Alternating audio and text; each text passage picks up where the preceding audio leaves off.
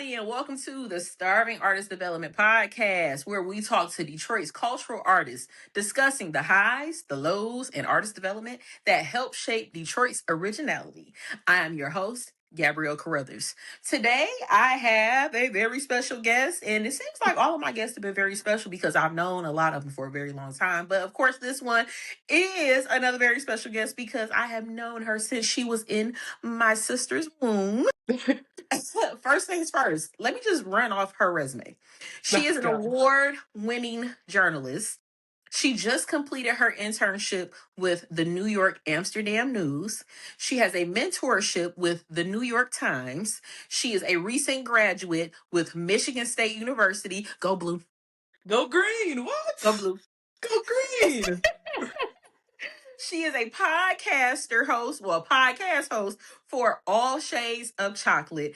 And she is pretty much multifaceted, can do it all. But not only is she all of these things, she is my wonderful niece. Everybody, let's give it up for Miss Jada Vassar. Hey y'all. Hey y'all. Hey y'all. Welcome to the show. I know we've been talking about doing a podcast together for quite some time. A very long time. Here we are. We are here. We made back it. at the ranch. Because what? What matters? Don't say it. We can't say it on air because they gonna blacklist They gonna us. take But us yes, down. we know.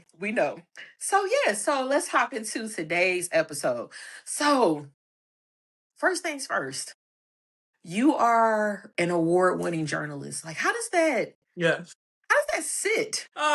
It still shocks me when people introduce me that way. Because obviously, I just see me as me. Like, I just see me as the girl that wants to tell stories and wants to meet people. So people put award in front of it. And I'm like, okay. But then other people saying, they're like, oh my God, you won an award and you haven't even graduated. Like, how does that feel? And I'm like, I don't know, it feels the same, but it's cool to remind myself that the work I'm doing means something. Like other people are seeing it way beyond my Michigan State folk. Like it means a lot. So now that I'm about to graduate in 9 days, Yes. it definitely rains on me a lot to be like, okay, these are the stepping blocks to when I cross that stage and when I go out there in the real world. Like I know what I'm doing.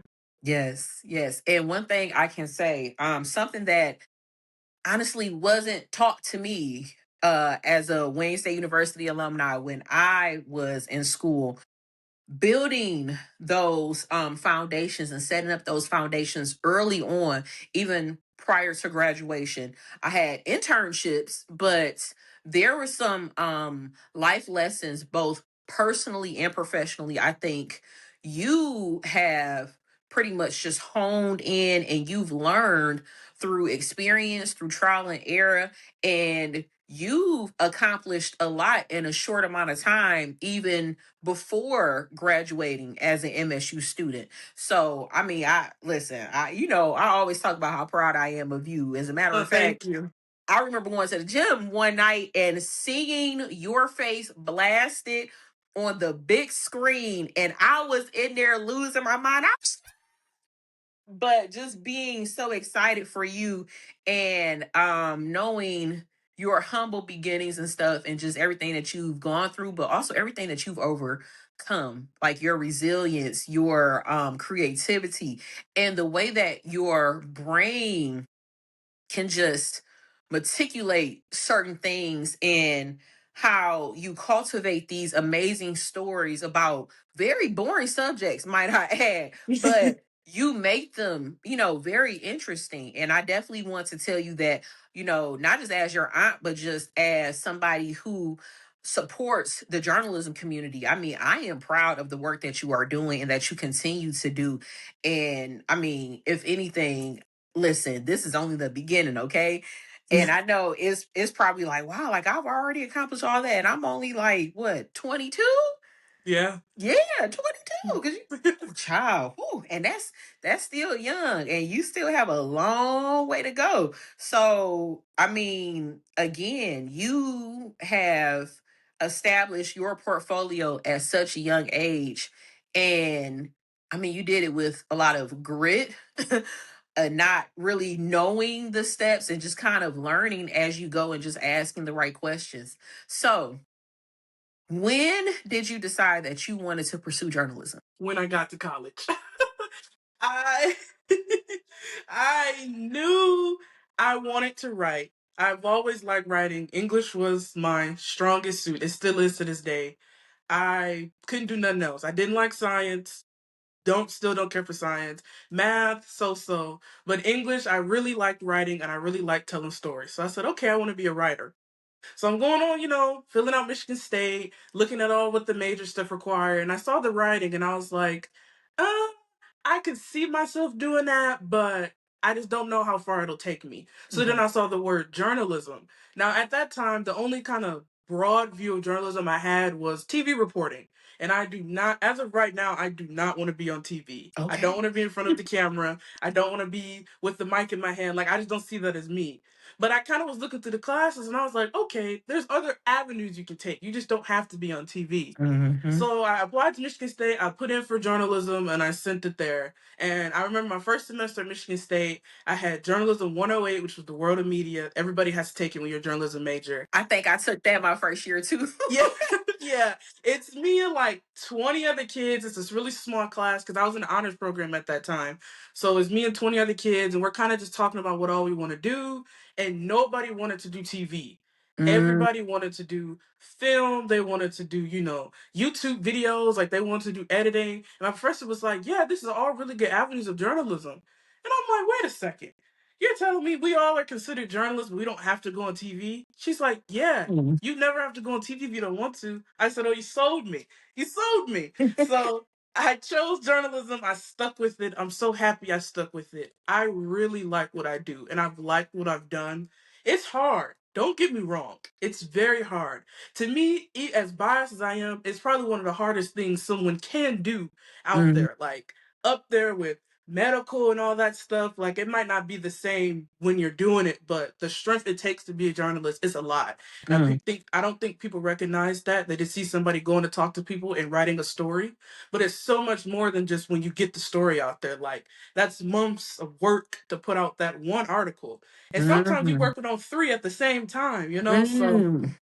I wanted to be a journalist when I got to Michigan State. I walked in the Communication Arts and Sciences building. That's the college I'm a part of. I love the building. It feels like a community. I know almost everybody in the building. People know me from the stuff I've written. They come up like, hey, Jada, I saw your episode or I saw what you wrote for the state news. Hey, I really like this. So, like, it just gave me the opportunity to connect with the people at my college. I don't think I would have got the same college experience if I wasn't a journalist.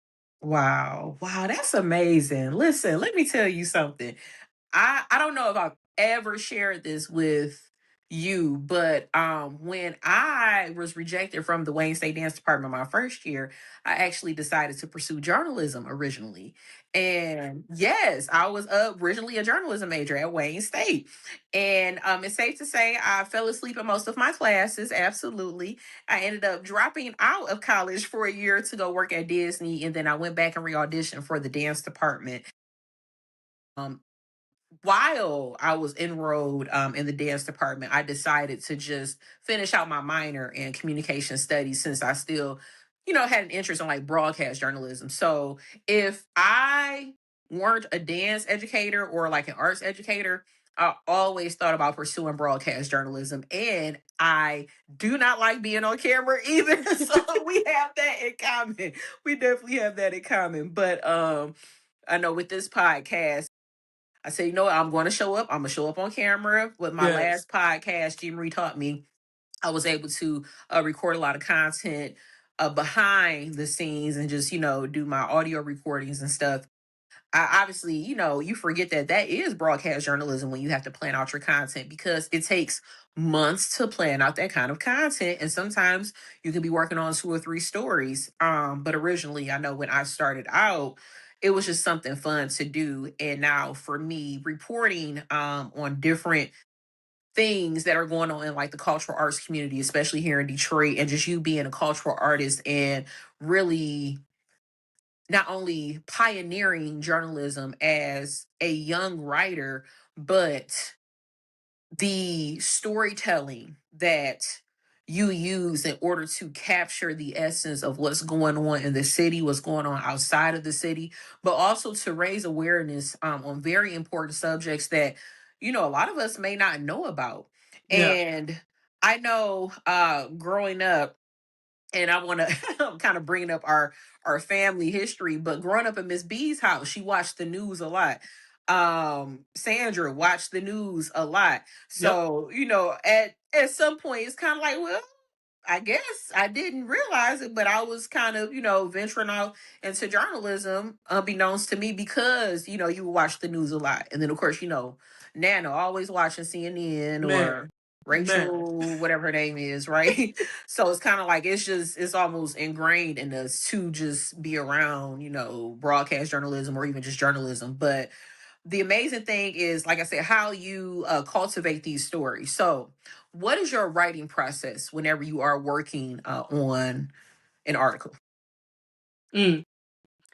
I'd say it's different for every place I've worked because every place I've worked, I haven't written about the same thing. I kind of stay under the same goal of centering Black voices and making sure that I'm speaking to as many Black opinions as I can. But the topics kind of change, which I'm happy that I've had the opportunity to work around a bunch of different topics.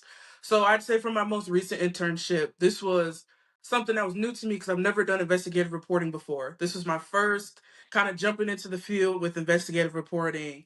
And not only did I jump into the field, I moved away to a whole different state by myself for 4 months. So Yes. I moved to New York by myself. I was up there by myself handling this really, really big story that I really didn't even know I wanted to write till like the middle of my time there. Mm. So that writing process was very different because if you know me, I like to be really organized.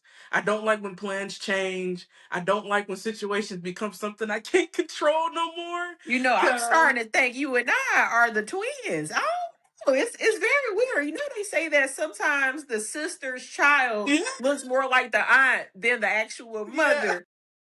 You sure we not Yeah, they twins? know Okay. exactly. I'm a little more go with the flow with it now, but that especially being by myself with it, it definitely showed me like I gotta stick to what I know. Mm. Because like I said, I didn't really start writing that story till July and I was up there in June. So that whole like last 2 weeks, I kind of was just wandering around, I would say. And I wasn't used to that with my writing. Like if you give me a topic or if I find a topic and I pitch it to you and I say, I'm thinking of going to these people. What do you think? And you give me the go ahead. I'm calling them that same day. I'm emailing them that same day. I'm scheduling stuff for the next week. Like, I'm really forward in what I want to do. Right. That didn't happen when I was in New York. And Mm. I'm in this new organization with a bunch of people I don't know. They're doing their daily work. I'm just kind of stepping around, seeing where I could fit in.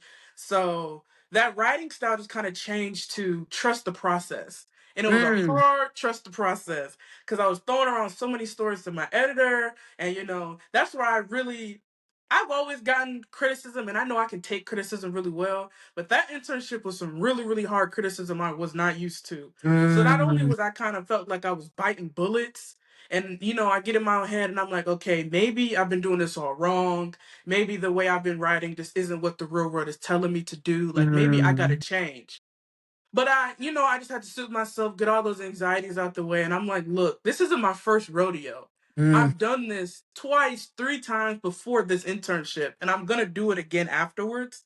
So if I've gotten this far, I gotta be doing something right. Okay, let So them know. Let them you know. know it and also to tell me that like if one idea doesn't work, that doesn't mean stop putting your ideas out there, because I mean Mm. as a journalist I'm festering so many ideas in my head that it's hard to keep one pinpoint and kind of just stick to one. I try to mesh them all together, but that taught me it's okay to put two ideas in a story. You can still make a really good story. It's okay to put all your eggs in one basket with a story because you never know what that one story could do. So with my New York story, I wrote about New York public schools and I spoke to this really, really nice family. I'm so happy I was able to speak with her and really connect with her.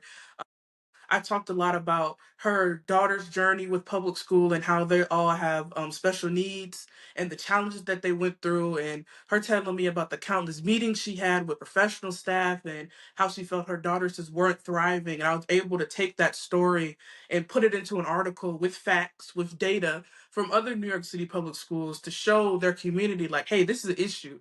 Yeah, this is one family that's speaking out, but she's not the first and she probably won't be the last. Mhm. So that took me a lot of reassuring myself that I know what I'm doing is right. And I feel like that's feel like the biggest part of my writing process is reminding myself that I'm doing this for a reason.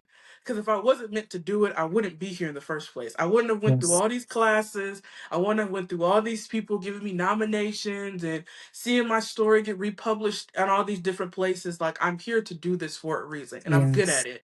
So I feel like it's not about that I have like a set in stone process. I just know throughout the way, as heavy as it gets, I got to take that time to be like, look, you're doing this, you're gonna finish it.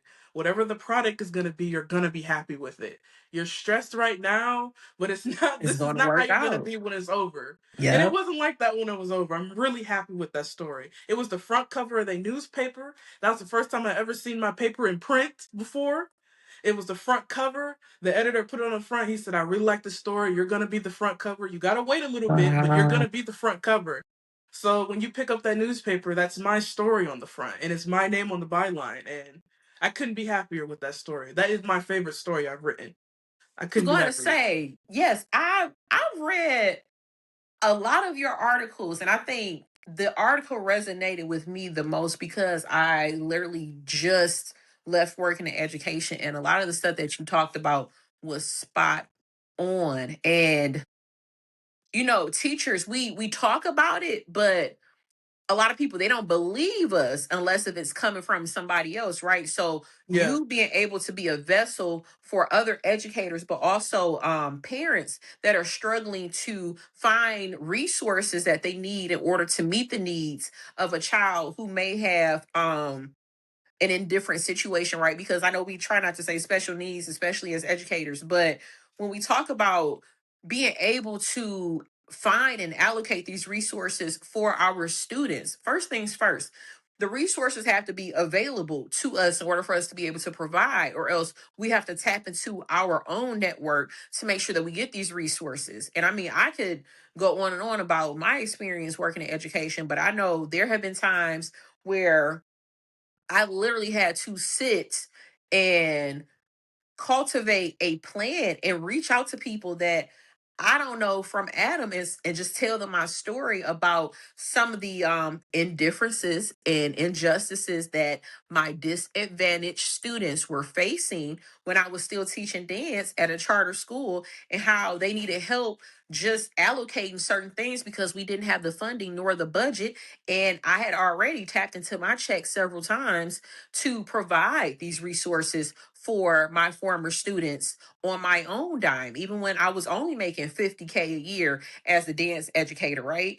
Yeah. And then we're not even going to get into the fact that I still had to get a Michigan teaching certification just to be a dance educator who has a bachelor's of science in dance and who's been teaching for daggone 20 years, right? So that's another Mm. story. But you being able to shine light on that situation, one, as an educator, I felt seen and I felt understood, especially knowing my experience working in education as a dance educator versus working as a dance instructor in the studio versus being a former co-owner of a dance studio versus working as a contractor, as a dance teacher, right? These are all Yeah. different. And you still have to get creative when it comes to being able to provide resources for your students. But when you are faced with the challenges of trying to provide resources for students that have several different disadvantages, that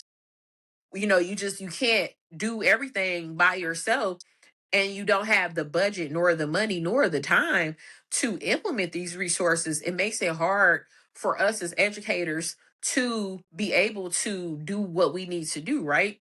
Yeah. So that article, like I said, was one, it was chef's kiss. I have to say that. I'm not saying that Thank because you're you. my niece. I'm saying that because, again, I know I felt seen, and I'm pretty sure that the article that I sent to my other colleagues, they felt seen as well, and they could empathize with what was going on even in New York, because this is a worldwide thing, right? Yeah. So you, as a journalist, you are pretty much preserving and protecting the culture, and not just here in Detroit, but worldwide as a journalist. And one thing I can say is, thank you for your work and thank you for your contribution, because journalism isn't easy. And I don't think a lot of people understand how difficult it is to be a journalist, Yes. especially if you're put in compromising situations in order to get a story.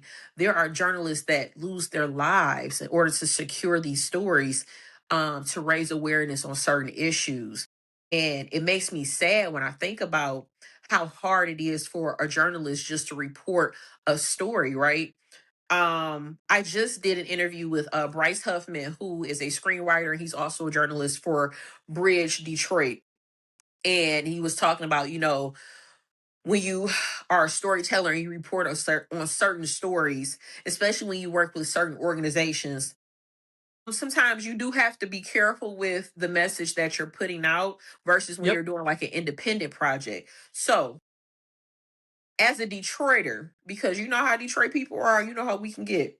When you were in New York and you were writing your stories, did you feel like you had to pull back from being an authentic Detroit reporter in a different state, where I know there were certain things like, I want to say this, but I'm not sure if I can say this because I don't want to be portrayed in a certain way, and I know that this story, it means something, but I want to say it. How do Yeah. you balance that as a journalist when you are reporting stories? Yeah, definitely from my New York story. When I was in New York, I had to adapt really hard to how they speak. Because obviously, people say, like, oh, if you move to a different state, people have different words they use. The lingo that you're used to is not going to be what you expect. And I kind of got through into that really hard, especially with like their boroughs, they call those neighborhoods, and kind of have to like reacclimate myself to a new environment. Because if you ask me to name a street in Detroit or go somewhere, that doesn't cost me anything. I can do that any day I want to. But asking me to go out in this new state where I don't know anything, I couldn't tell you to go left or right. I couldn't tell you what city I'm in right now. That took a lot. And I really had to lean heavily on where I worked and my editors, as they Mm, live there and they report in this community 24/7. So that took a lot for me to have to kind of like trust someone else's instinct a little bit, as far as mm, like, who do I talk to? Who do I reach mm, out to first? Like, what do I say? How do I greet them? Because, Detroit is what up, though. Anybody, you go to anybody and they say that to you, you know what it is. It's not like that over there. They don't say mm, those things. So it took me a lot of like, one, not trying to change who I am, but also knowing that I got a job to do. And mm. sometimes, you got to leave your feelings at the door to get your work done. And I feel like Woo. that's kind of the biggest thing with being a journalist. You got to kind of put yourself stagnant. I'm gonna come back to you, but I gotta be like this in front of this camera for about 4 hours so I can get this done. And then I could come back to me.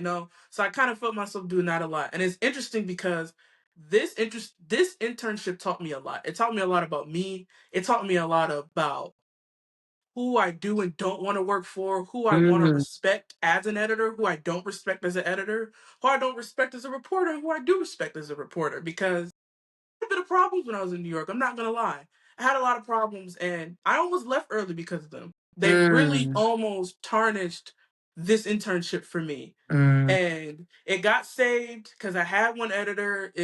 It just wasn't going well. We weren't meshing. In my opinion, we weren't meshing.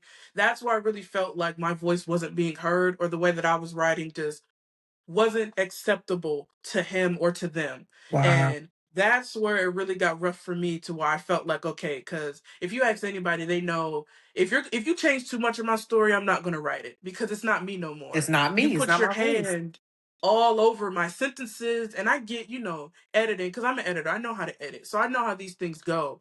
But the things were getting switched around, and quotes getting taken out of places where I put them there for a reason. It didn't Mm, sound like me no more. So I really almost cashed it in and said, you know what, it was fun, got the experience, but I'm ready to go. So then I got the second editor who is a Detroit native. He came in with a Detroit hat on, and I said, "Yeah, this is He where it's said, supposed to yeah, that be." was God. Okay, That you was a know where it's supposed to sign. That was a be. sign. Yes, and it. He really just changed the game for like, look, we can mesh New York lingo and Detroit lingo together. There's a way to combine them both. You don't have to change who you are, change where you come from to just do a job. Because Man. to me, in journalism, your background is everything. That fuels who you are and that fuels the stories that you write. Because you got to do that for somebody else. So if you're kind of shooting who you are, you're going to put up blinders for somebody else and you're going to bias yourself to talk to only these specific people for these specific stories when you're supposed to talk to everybody. That's not how journalism works. If you see yourself and your sources following this one line, you're doing something wrong because that's Mm. not how this is supposed to go. That's why I got in this field in the first place. I want to talk to everybody. So I got in that role and it just felt more encouraging, it felt more uplifting. And I said, okay, yeah, I can finish this out. I can finish it out the way I wanted to when I came here.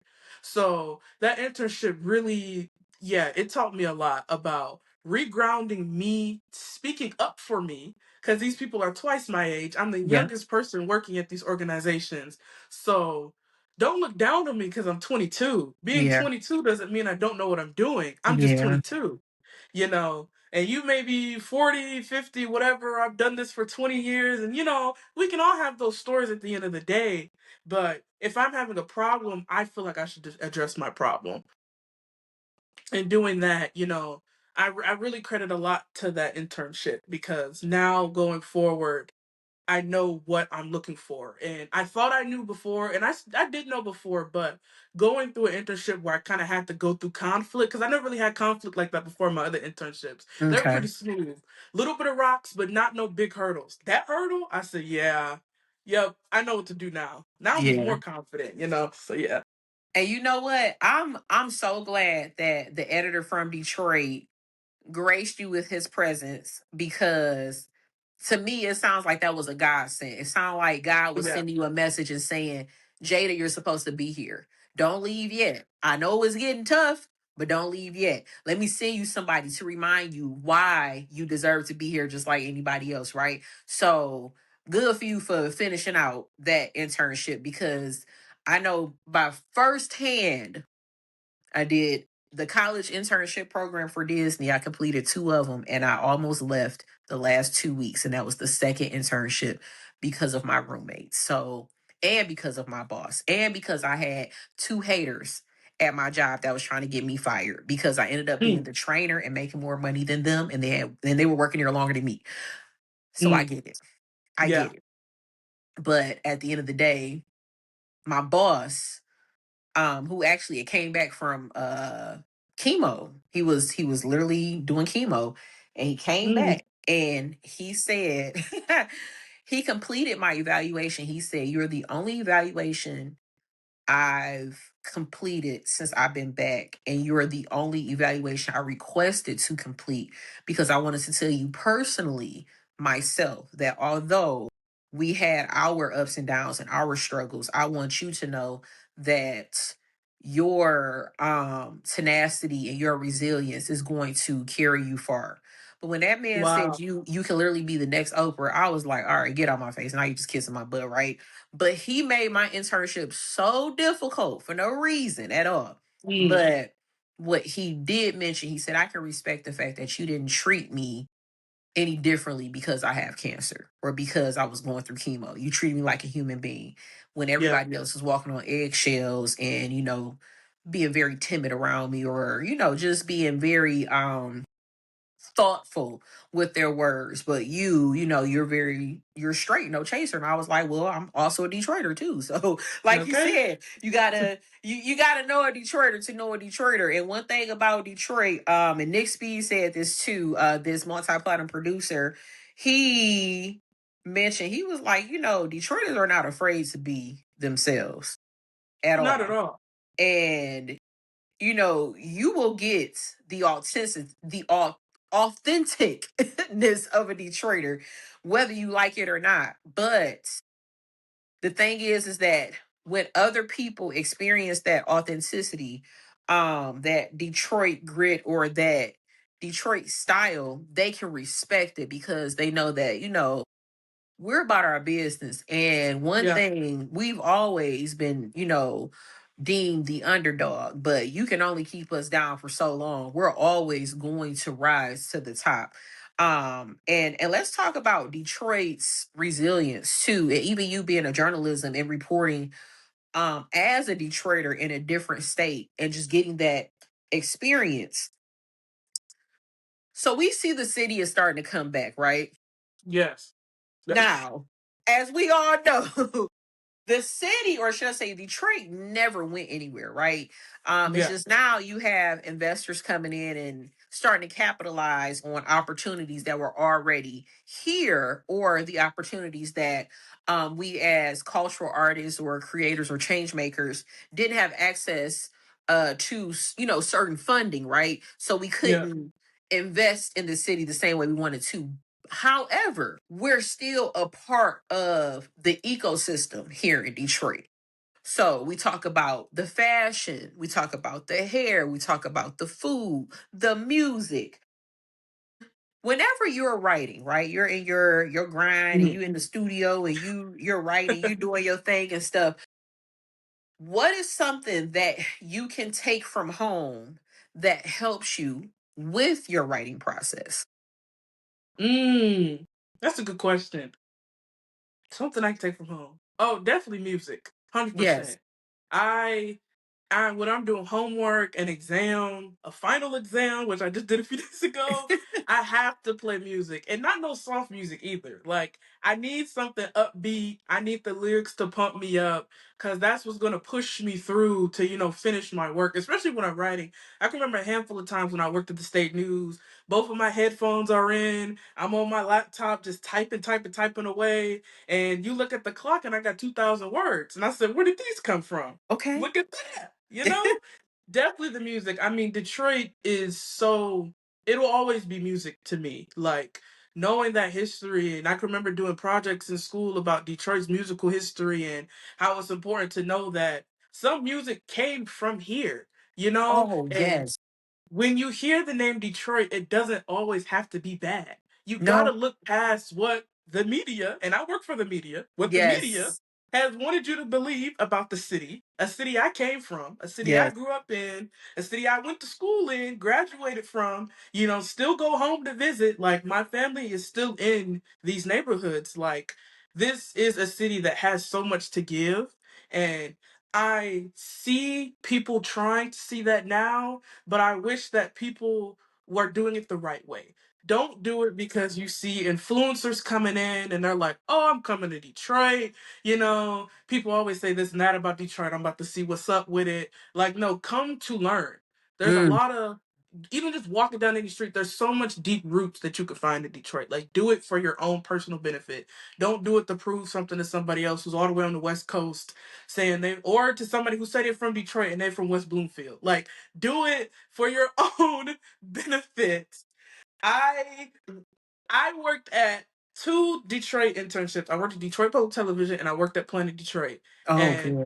both of those are places I would love to work at full time, specifically Planet Detroit, because I talk to so many Detroiters who want to do environmental justice for Detroit. That's one of the Mm. topics I really feel strongly about. I've done a lot of classwork on it and I've written a lot of stories about sustainability and groups around Detroit that are fighting to do these different things within the city, deep in the city, downtown, in the neighborhoods. I remember driving down streets I have vivid memories on, and they're going into those communities and doing hands-on work. Mm. Like, this city has a lot to offer. So when I'm writing about anywhere, but specifically when I was writing about Detroit, I want to put that love I have for the city in the paper. I want you to read my words and say, "Oh yeah, this girl know what she's talking about." Like, this Yes. girl loves where she's from. Because I say I'm from Detroit no matter who asks me. Yeah, I'm from Okay. Detroit.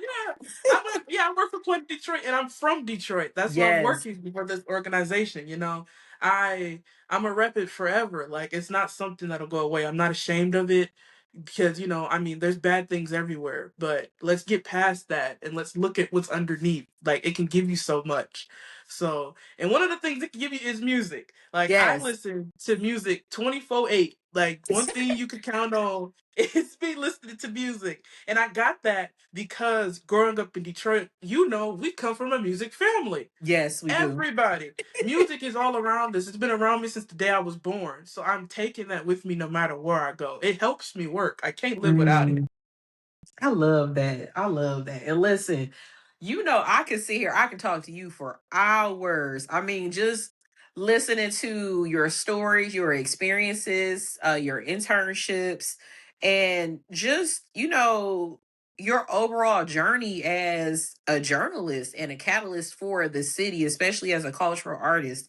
I mean, I always tell you how proud I am of you, but like honestly, truly, I can just go on and on, but let me just say, you are putting on for the city. You are putting on for Thank the you. city, especially just knowing your personal story without giving away too much detail. You did that, right? As the kids say, clock that T. But like you really like, and I think that's what's so amazing about so many Detroiters. They're the humble beginnings, wanting to give back to the Yeah. community, even when you may not come from much or you may not have much. But when you're left with nothing, you make something out of nothing, Yeah. right? You get creative. And I think that's what makes any person from Detroit resourceful and resilient, because we literally know how to get out of the mud, like without Yeah. a question, right? And but also just being black and being a Detroiter, and the richness of being black and being a Detroiter, and knowing that at one point Detroit was a predominantly African American city, and it was built on the backs and the labor of our blackness and our black ancestors, right? And not to say that what's going on it is in the city is not moving the city forward. I know we just want to make sure as cultural artists that our imprint is still imprinted in the Yeah. city without it losing its history, without it losing its originality and its richness as well as its uniqueness, because that's what Yeah. makes Detroit. It's the mecca of music. You have the big three, you have the Coney, you have people traveling outside of the city to open up Coney Islands just so they can give others that Detroit experience. As a matter of fact, when I worked at Disney, I taught them how to make a coney and they put it on the menu at Disney at this That's little crazy. diner just so I can get my conies because I miss being at home. The Yeah. Fago, the Better Made. Um the music when you're driving down Jefferson and you're near Belle Isle, the old school Cadillacs, the Cartiers. There is something so amazing about being a Detroiter, but also being a part of contributing to its cultural artistry, right? Yeah. And with you telling these stories, you're a part of building the resilient underdog that we know today as Detroit, Michigan, right? So, if you can impart any wisdom on any aspiring journalist, what would you tell? Ooh, man. Honestly, if I had to, like, tell somebody who's like, me going into that MSU Comart site welcome event, and you're seeing all the people on the panel, because I was on the panel, talking to the freshmen, honestly, I would tell them to just keep going. Like, in your heart when you're doing something that you love. And if you're doing something that you love, nobody can take that away from you. Like I said earlier, journalism is one of the hardest things I've ever done. It's tested me beyond no limits in different ways. It's shown me about me and who I am inside and the career woman I want to be. And it's just one of those career things that I feel like I wouldn't have became who I am if I didn't do it. So Mm, keep going. It's hard, but it's rewarding. Because it's nothing like writing a story and not even talking about clicks or, oh, your story's to highlight it. Because honestly, none of my stories have gotten that. I've mm, never had the story with the highest click. I've never had the story with, oh, somebody on the news is saying the title, or, none of the big shot people. I've never had that. But I've had the people who I've reported on in the community call me back and say, thank you for writing this story. Thank you for speaking to my community member who you didn't know was in my family. Like, I've spoken to people whose moms have called me, whose kids, who's, people in their family thanking me for speaking to their family member because they know how much it meant to them. So that's where I get my inspiration to keep doing it. That's where I get my drive because that's the real work. Anybody can get a mic and say, oh, this story is big time and, it's going to be on the top charts. But once you get the people you talk to and months could go by and they're still searching for your contact information just to give you a thank you every now and again. And I got that a lot when I did my podcast, All Shades of Chocolate. Students came up to me all the time and said, thank you for making this episode talking to these Black students in Michigan State. Because, we're 8 to 12% out of 100. So it's Wow. not a lot of us, but you're Yeah. speaking directly to us. And that means something. So thank you. Like, that's where the work comes in. And if you're getting that, there's nothing nobody else can tell you because you're doing what you're supposed to do. That's all that matters. Keep going. You're doing the work. It's hard work, but you're doing the work. Keep going. You're going to reap what you sow for sure. For sure. We did it, Joe. We We did did it, Joe. Jada, thank you so much for sitting with me and for talking to me and for No worries. man, I know we've been talking about doing a podcast for a long time, and I wanted to make Yes. sure that when it happened the right way, and that I Yes. could, provide a platform that would highlight all of the amazing work that you are doing because again, you are unstoppable and this is only the beginning and I am so proud of you. And Thank you. so Thank you. people can keep up with what you are doing. Where can we Yeah. follow you on social media? Okay. You can follow me on LinkedIn. LinkedIn is where I'm hot. I'm gonna be honest. I am on LinkedIn. It's just my name, Jada Vassar. I updated my LinkedIn. It looked all nice. I'm really on LinkedIn. But as far as like stories and where I post my links, I'm on Instagram. It's JV Productions _11. And that's where I really post like, my updates, where I'm working at now, what I'm currently doing. If I go to like a location to speak to somebody, I'll post, a little behind the scenes of those things. So I really am trying to get back active on that. So that's definitely the two main things. I don't have a lot of social media because, I like to keep it kind of like Yeah, keep it straightforward private. with one to make sure, I'm giving most of my attention to what I can do. But, that's about it. Follow me, guys. And what about your Substack community? Have you I know you were talking Oh, about that yes. too. Yes, I am redoing my Substack because that's kind of more focused on like personal writings for me. So I'm kind of trying to keep those two things separate. But you guys can definitely follow me on Substack. I think that's my name as well. If not, I'll get you the link. But yeah, I'm kind of in the process of redoing that because I kind of want that to focus on like my own personal writings and kind of like seeing how I transition to becoming me more Yes. so of just Jada, not as Jada Vassar, the journalist. So that's kind of where I'm separating the two. But I'm definitely still open to people reading that because I am going to open that up for sure. Well, when you are good and ready, and hopefully and prayerfully, you will transition out from All Shades of Chocolate into your own podcast. And I cannot wait. When you are ready, you know where to find me. I will be happy to Yeah, produce it for you. You just let me know. for But once sure. again, thank you so much for joining us today. And thank you all for joining us on the Starving Artist Development Podcast. You can definitely find us on Instagram at Starving Artist Development. You can also subscribe to our YouTube channel at Starving Artist Development Project, but it's PRJ. Don't know why, but they abbreviated that way. You can listen to today's episode on Apple Podcasts as well as Spotify. It will be available on an audio version and you can like us on Facebook.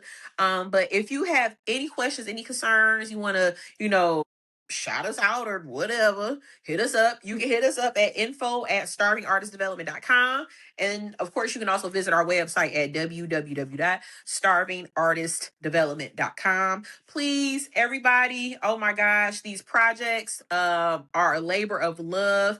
And I love, love, love talking to a lot of these different cultural artists. So if you could please make a donation to keep the stories moving and grooving, make sure you go to the website. You can click on the donation button to help us keep these stories alive. But once again, we would like to thank you all so much. Again, thank you, Jada, for joining us on today's episode. And we look forward to kicking it with you all soon. Talk to you later. Bye.